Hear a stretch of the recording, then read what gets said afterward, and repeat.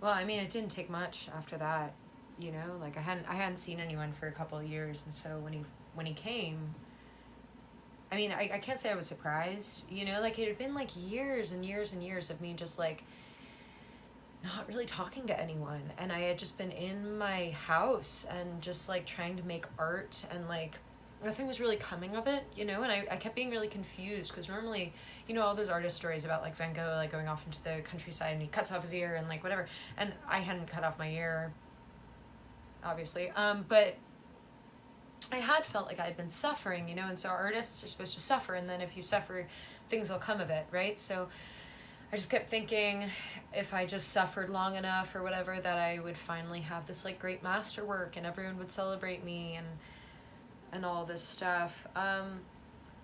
So, you know, I felt like something was up, and then he came. He just like rang my doorbell, and I was confused about the ring the doorbell thing actually, because you hear all these stories, right, about like not having to use people things anymore. Like you could just like walk through walls and stuff and whatever. I just assumed that he would have been able to not take the elevator. You know what I mean? Although I don't even know if he took the elevator. Maybe he took the stairs. Anyway, point being, he rang my doorbell, and you know, we're standing there for a minute, and I was like, hey, and he was like, and he didn't say anything, and I was like, okay, I haven't been speaking to anyone for years. This is the first thing I've said, so good to have it greeted by silence, I guess. And he said, are you ready to go?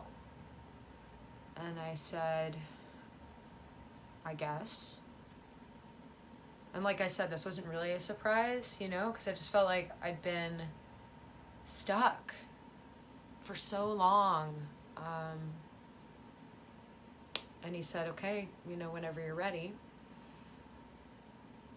And so I took a last look around, and I remembered that I had to feed my cat.